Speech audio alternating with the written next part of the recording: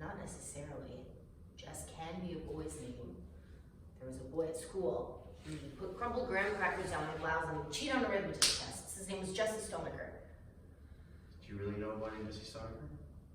No, I made it up. But Jess can be a boy's name. Yes, it can. Well, then why would you, out of the blue, say it was a woman's name? Holy mackerel, maybe he's talking about a dog or a cat. Right, let's say a dog or a cat. Did it make you feel any better to think we were talking about a woman? No. Because if it did, we can imagine it. No, the only thing that would make me feel better would be to know. Well, the person won't tell you that. Don't rely on them. There's nothing back there that could possibly make you feel better, okay? I suppose you're right. Yeah, and as far as you know, you could have made the name up. Made it up? Yeah, simply pulled the name out of a hat. By the way, Jess is looking for you. Jesse who? Jesse what? You ask more questions, and you want to know more, and the moment you ask the first question, he's got you hooked. He hasn't got me hooked. Don't be so cocky, okay? Just watch out. He hasn't got me hooked. He's already done something to you. Before you know it, you'll be trapped. Oh, stop it, I won't be trapped. Don't you know what the technique here is? No, you listen to me, Sam. He gives you one word. It's a come on. It teases your mind, and it upsets your guts, and it makes you want more. Tell me more. Tell me more. Who is it that I'm trying to remember? What is she to me? Is she connected to somebody else that I know? Do they live together in my mind? What are they saying? Am I supposed to know what they're saying? What do they mean? What do they mean? And then something tells you that what they mean is pain, and you don't want to listen anymore. But pretty soon, the pain of not knowing is worse. You've swapped one pain out for another, and you find out who they are. But what you found out isn't anything you wanted to know. It's about breakfast dishes and locking the doors at night and how many checks you can write before you're overdrafted at the bank. And then you grab hold of someone and you say, you bastard, that's not what I wanted to know. What I wanted to know is why we should love one another when we both know love is the worst acting there ever was. And don't you tell me how goddamn beautiful life is if you don't tell me why we died.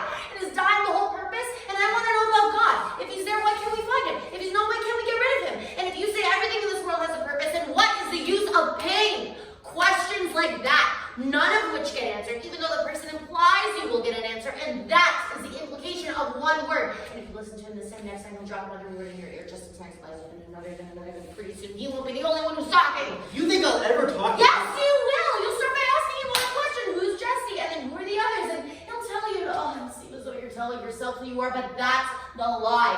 He'll do all the telling, and in the end, you'll be the person he ends up telling you are, and you'll be right back to where you started. Playing a role someone else assigned you because you're too frightened to be still. You cried for either of us is hurt. I'm not crying! Yes, you are! You said you could stand with the person very well. Well, I couldn't. Why? Are you so unsure what we have that you're afraid of my asking him one question? Who is Jesse? Yes, I am. Well, maybe that's the reason you're the one who has to say I love you 1,000 times a day, and I've only said it once. Because you have to hear the sound of the words to believe them. You don't say them for me to hear, you say them to convince yourself. Well, I don't need to convince myself. Nothing can shake my conviction that I love you. Not a goddamn thing. Not even a person. Certainly not the answer to one small question. Small? Small, yes. Maybe no bigger than a needle, but it can let blood out. Then the blood is thick.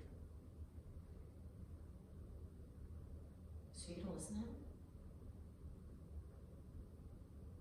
I think so, yes. Tilda. Don't touch me. I just found something out about you. What? Yesterday when you had your hands around my neck, I realized you could have killed me. I didn't though, did I? No, but I wonder how much more provocation it would take to make you, Violent? Yeah. How am I so superior to violence, Tilda? What's that supposed to mean? You act so holier than thou, as if you got no violence in you. Yes, I have, Sam, but none for you. You're trying to make me feel more and more ashamed of myself, aren't you? I could never hurt you, Sammy.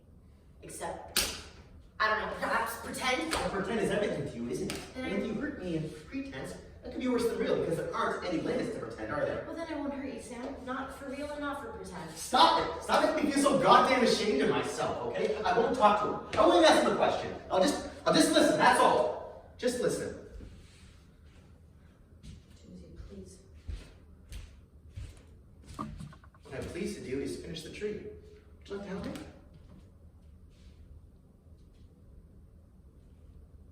Fine, I'll do it myself. What are you doing? Yesterday you would have known what I was doing. Today I don't. What are you doing? Watching television. That's a horrible way to go. Ugh. What are you watching? Baseball game. baseball in February. There's no Christmas trees either.